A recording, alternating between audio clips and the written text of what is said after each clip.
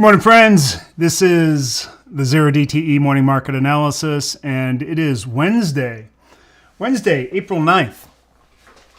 And volatility is still on a tear.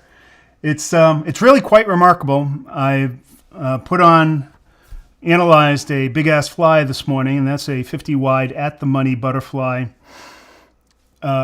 Primarily, we put those on as an indicator, and we measure the debit of the fly, and that gives us a good indication of the amount of volatility currently being priced into the market. If it's a super low debit, that means that the volatility is very high, or premium decay has been delayed, and then all options are now have far more potential in them. They're bloated, right? So that tends to take a butterfly and rise it up and make the debit very small.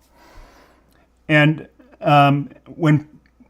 when the debit is very large, that's the opposite case, where it's indicating that volatility is very low. And when volatility is very low, premium decays at a much more rapid pace. And so all of the premium is sucked out of options. And so then the value of the fly is far less, meaning that there's much less potential in it, and the debit is very big. So you have a completely flipped situation. This morning, the big-ass fly was at a level I've never seen before. The lowest I've ever seen it before was around 7, a debit of 7 on a 50-wide fly. And normally, you'd think 7, man, that's pretty close to like 10% of the fly width. Though that's very close to what we would normally do in our out-of-the-money flies, where we're trying to get a 1-to-9 risk-to-reward ratio by making it 10% of the width. Well, this morning, I saw it at 3.5. 3.5. What is 3.5? So in order to figure out the risk to reward on a butterfly, first of all, you have to figure out the maximum profit. And the maximum profit of a butterfly is the width minus the debit. All right, so the maximum profit that you could achieve is right at the end of the day, pin that trade right on those center strikes, and that would be $4,650 or $46.5 on the SPX butterflies. Now, in order to figure out the risk to reward, you take that debit and you divide it into that maximum. So divided by 3.5 equals a 1 to 13. In other words, you have the potential for every dollar that you invest to make $13 on this trade. Now, what are the chances that price is going to end up exactly right there? Actually, fairly high. Maybe not as high in this type of environment, but when you start looking at and analyzing the distribution of prices over a long period of time, a 0% return is one of the highest, most frequently visited returns in the market. Now, of course, you have to say, well, in high volatility markets, it's probably not nearly as frequent, but it is still fairly frequent that you have like a huge doji or something, huge indecision both up and down, and then end up right where it started. So there's still a good opportunity. So I would rate that at probably a 20% chance, maybe, that you would end up somewhere in the middle of that fly and get really great returns. Now, a 20% chance, say betting $350 to make what? $2,000, $3,000? That's not a good bet? That's an unbelievable bet. So equally, or maybe at an even greater opportunity is what I've been professing over the past week is the Batman trade, which is not at the money fly, but still a 50 wide fly, just pushed way out. And we've seen our average move somewhere between 100 and 300 points in a day or more. So meaning that we could easily go out 150 one way or 150 the other way. And so you could put a Batman on where each of the 50 wide flies are priced at around $3, maybe $4. And if you put 2 of them on, now you have a fairly high high degree of probability that you're going to hit one of them, maybe both of them during the day. If you hit one or the other, if like most of the days that we've seen, we've had these huge swings go way up and then way down and then way up again. Depending on the day, that might have happened once, twice, 3 times. You don't know. And so that, again, presents a great opportunity. Trying to pick a single fly in a single direction in this type of environment, that's really tough. So in our playbook, you'll see that, and I'll show you that right now. Well, I'll just show it to you right now. Go right to that. So we need to go to the charts. So here's our VIX playbook. And you can see this is our guide for the type of strategies that we take depending on where the VIX is. And currently the VIX is way the hell up here at 56.75. Look at that. That is just incredible. Sustained volatility. Everyone is just totally overreacting, in my view, in my opinion. And I'll do a video on this very soon about tariffs and what they mean. And the Fed. Now today, the Fed is going to release minutes as well, and then that's going to be big news. Of course, everyone wants to know what the Fed's disposition is on tariffs. And of course, so far they've said, oh, we don't know. We're going to take a wait and see. We're going to bury our heads up our ass. Because our 400 PhD level economists can't figure the friggin' thing out. So the market looks at that and says, holy crap, even the Fed doesn't know, as if they ever do. I'm sorry. I'm sorry for the cynicism that I am showing towards the Federal Reserve. Much deserved, by the way, but I apologize to Uncle Jerry. So anyways, back to the Batman. We can see that our Batman guide says that as volatility is rising up through our volatility regimes from Zombieland, Goldilocks to chaos, the percent of the time that we might consider the Batman goes up. And you can see just as we get into chaos, we're saying, hey, consider the Batman like 90% of the time. Now we are way up here somewhere. I would say Batman 100% of the time. It doesn't really make a whole lot of sense to try a big-ass fly at the money fly or a single out of the money fly. And the pricing doesn't get that much better when you go further out. You could just as easily put on an at the money fly for about the same pricing as, say, 50 points out of the money. That's insane when you think about what the market is normally like, where you go 50 points out of the money with a strategy and it's practically worthless, or you can get it for nothing because there's no expectation that price is going to move out there. But the spreads and the range are just astronomical right now. So really the only way to play something like that is just to put it way, way, way, way out there and on either side of the market and take your chances. So we're still playing the same kind of philosophy that we're taking as little risk as we possibly can for maximum return. And if we're wrong, we lose small. If we're right, we lose big. We lose big. We win big. Yesterday, there were a lot of traders in our service that made a lot of money or lost a little bit of money. There are some that start looking at this environment as this great opportunity, and I don't look at it that way. It's just another opportunity like any other opportunity, whether volatility is here at 56 or as low as 17. It doesn't matter. The odds are the odds. The market is pricing in the odds. That's what it comes down to. They're pricing in the odds, so whatever you play, your relative opportunity is going to be about the same. And so that's what we do. We know that we have edge, so we put on a size that's relative to the opportunity. We just make sure that if we're going to be wrong, we're going to be wrong small, so that we can keep our volatility of returns low, our drawdown low, and stay in the game and wait for those opportunities that give us that medium or big winner that move the needle. Now, that's what we're all about. So most of the time we're going sideways, and then when we hit those opportunities, we start moving up. So our equity curve looks like a stair step. Very little volatility, very little drawdown, if any, and just keep on going up. That is the institutional way to trade.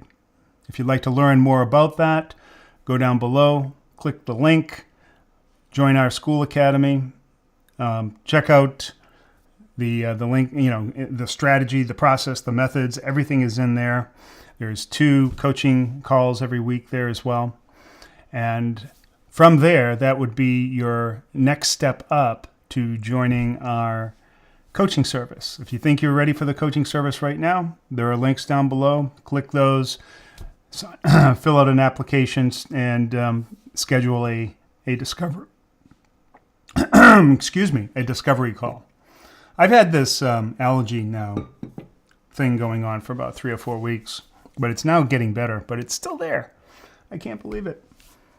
I've never had allergies before, but something is going on in this early springtime that has smacked me, but it is definitely getting better. I'm sure you don't really care. I do, but that's the reason why I'm clearing my throat. Now, normally what we do is we go in and we look at the directional bias. Our directional bias is obviously down.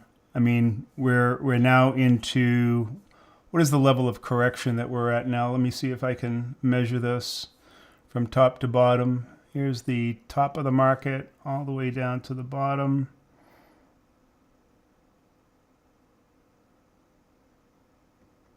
Does this give me what I'm looking for?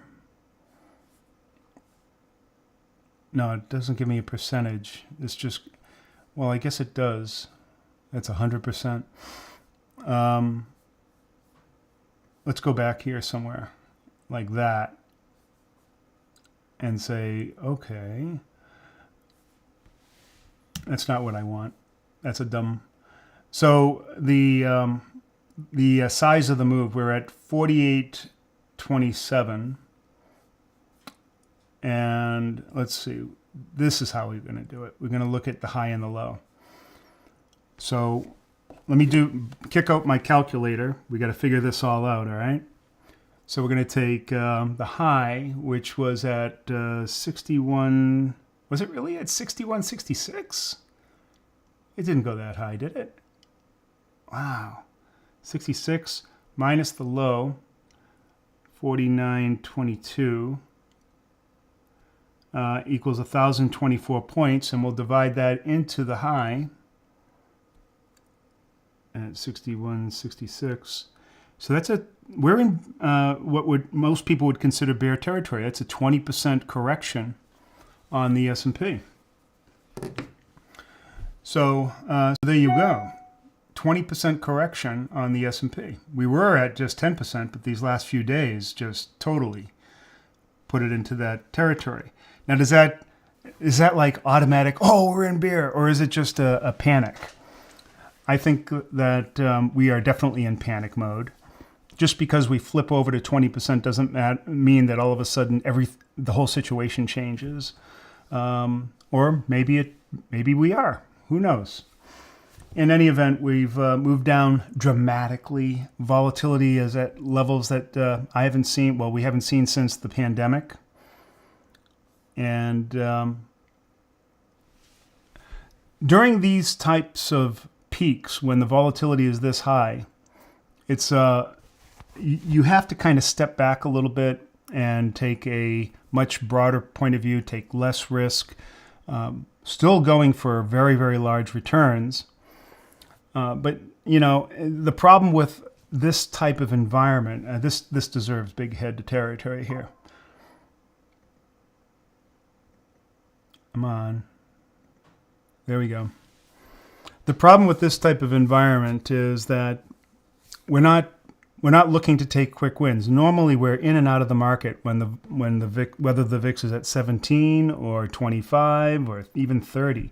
But when it's up in this area here, volatility is so high, the premium decay has been so suppressed that we don't see any significant decay until very late in the day. So where we're normally trying to put on a trade in the morning, hoping to get maybe a quick win, get out by, 10 o'clock, 11 o'clock Eastern time. Now we're not seeing any movement, any decay at all until like 2:30, 3 o'clock in the afternoon. And that's pretty insane when you think about it. I mean, do you want to be hanging around in your position for that long, hoping that price is going to remain in your butterfly? So a lot of members, they asked me, said, man, it's like 11 o'clock and I am centered right on the center strike of my butterfly. And normally at this time I'd see, $600, $700 or $1,000 of profit, but I'm seeing like nothing. Nothing. That's crazy. And so, what do you do? And generally what I would say is, well, if you at least see a few $100 or $100, $200, you might consider taking it, because who knows if price is going to hang out there for another 4 hours. Probably isn't. Take it and be happy. Or you put on a trade small enough and you just let it play out and see where it goes. Maybe you'll get to that 230 mark and you're sitting in there with a few $100 profit, and then like every few minutes it climbs another $100, $200. I mean, where can you find a job where you're going to make $100 every 5 minutes? So that might float your boat too. It just requires some extreme patience. So that's the situation that we're currently in. And Batman, in my view, is the best strategy for that situation. We're going to be talking about it at great length in the coaching call in our Skool Academy on Friday. So if you're interested in that, join the Skool Academy. It's only $35 a month. The link is down below. Come over there. We'll talk about that. We talk about it every day in our coaching service. It's the primary topic du jour right now. The Batman. One person asked me, well, what do you do if, you sustain this? Do you kind of carpet bomb with strategies all the way across, butterflies all the way across? Now, that doesn't make a lot of sense, because as you're doing that, managing that becomes a real pain in the butt. You might consider various calendar type strategies, a calendar or a double diagonal or something like that. But that is fraught with peril because the extreme changes in volatility just by moving up and down can either expand or collapse your strategy very quickly. But it's worth considering. Definitely worth considering. We'll be taking a look at that as well. Calendar spreads. There's a lot. All I can say is that there's lots of opportunity here, but the best play, in my view, calendar spreads usually come with a little bit too much risk for us. The best play, in my view, is the out-of-the-money butterfly. Take that extreme risk to reward, 1 to 10, 1 to 12, 1 to 15, 1 to 20. You really want to play fast and loose. Then start looking at the NASDAQ, the NDX. Or even oil. This is going to be one of those rare occasions where oil's volatility might be lower than the NASDAQ. I've got to wonder about that. I haven't really looked, but oil is down. Oil's down huge. All right. And so where's the Fed on all this? I thought inflation was a problem. Oil is down mammothly. What else is down? Gold is down from its high, although this morning it spiked up a bit. But, there's this question, is gold really an inflation hedge? I don't know about that. Maybe in the long run it might be. It's sort of the long-running inflation. But on a day-to-day basis, I think things like commodities are the place that will really determine whether or not we've got inflation impacting our economy. And right now, oil is down, and that's going to have a ripple effect throughout the economy, suppressing prices. Now, are prices actual inflation? No. I mean, that's the way the Fed thinks now, which I don't understand. I'm going to leave that for my Fed blasting talk very soon. I'm going to probably do something later today or tomorrow. because they have a completely obtuse way of looking at inflation as if pricing is what inflation is. No, pricing is the symptom of inflation. Inflation is caused by the abundance or depletion of the monetary supply, which then can ripple through and cause higher prices or lower prices. And they seem to have it backwards. They also think that you cause inflation by just the way you think. You know, everything is causing inflation except for the Fed's actions, according to the Fed. All right, so now I'm getting on a rant, going off a little bit too much, but anyways, that's my analysis for today. Batman all the way, probably Batman right through the end of the week, and for the situations that I described. I hope you all have a great day trading.